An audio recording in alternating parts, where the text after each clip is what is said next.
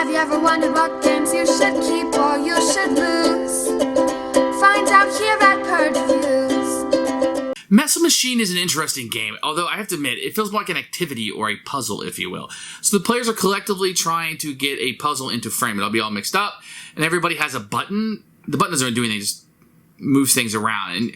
And every button that you press, it can move, like, these two can swap places, or these two over here can swap places. And you're trying to exercise this cooperatively to move the puzzle pieces around until the puzzle's in focus.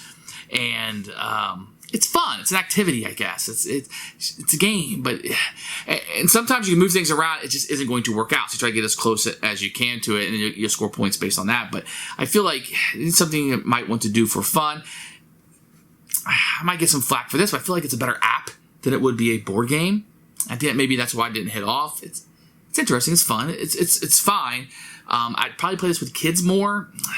If you really want that puzzle atmosphere, maybe you'd really like it a lot. But there's something you might want to watch the flow of the game. I hesitate to recommend it too highly. For me, it's a Purge. But I think you might want to watch the flow of the game. Does that sound cool? Does that sound like something I'd want to play? Then go ahead and nab it, because it's very unique. I haven't seen anything else like this. But there's probably quite a few apps on your phone that do this. So your mileage may vary. For me, it's a Purge. Here's Mess Machine by Quick Simple Fun Games. You can see one of their bigger box games, and it has a Dice Tower Seal of Excellence on it. Open up, you get a rule book, which we'll take a look at in a few minutes, and then you're going to get any number of components. No insert in here, but we'll take a look at everything. So here are the components for the game. You're going to get some of these tiles that will have different letters on them. You're going to have these will be used for scoring. You're going to have a 6-sided die. You're going to have your tile. Each different set of pictures will have a different one on the back. You're going to get 4 of these total. You can see the red ones are here. And these will make up a picture. It looks pretty good. And then this will be a scoring track that you'll have here.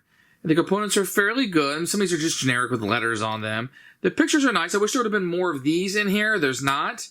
And when you put it together, you have to constantly refer to the rule book to get the picture. So here's the one that we're building. But you can see a lot of these are just, they're yellows and stuff. So it can be very, especially with the blue, like, it's very hard to tell where they're at. There's nothing on here that denotes where it would go at in the picture. So here are the rules for Mess Machine. You can see a nice picture on the front. Picture of all the components over here. This is great. And then you can see setup here with pictures. It kind of shows you how things will be going.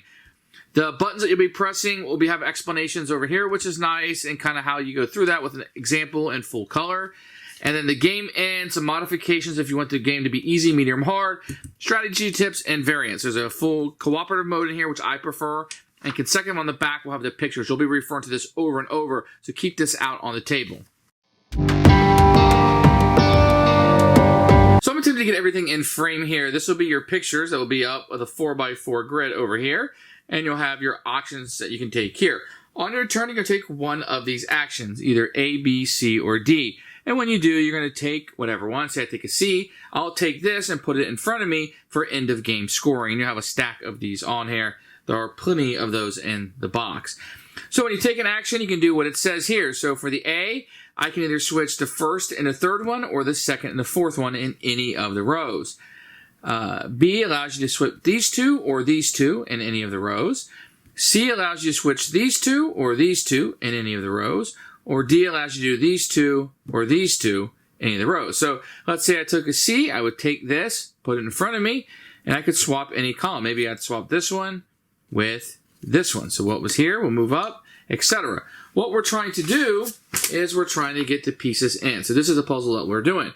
If you get a piece in the right place, you're going to move up on the scoring track 1 point. So if you get something in the right place, you have a point.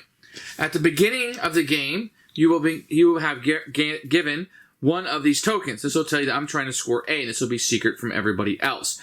So if I choose A at the end of the game, if I have an A here, then I will score a victory point for that. So if I have taken an A action, for every A action I've taken, I get a victory point.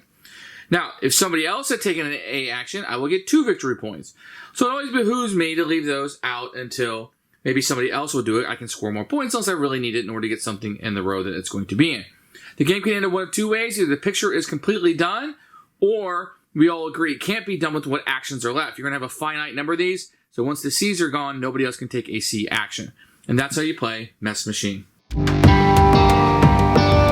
should buy this game? Somebody looking for an activity, somebody looking for a puzzle atmosphere. I could see maybe like a family getting into this and doing this and having a good time with it. Maybe letting your kids do it in like a school atmosphere for the logical puzzles. I think they would like that quite a bit. I hesitate to say that this would be a main event for a game night. It feels more like an activity than it does a game. Watch the flow of the game. If it's something that you were into, then I would say, purchase it. I don't know for me. So it's a Purge.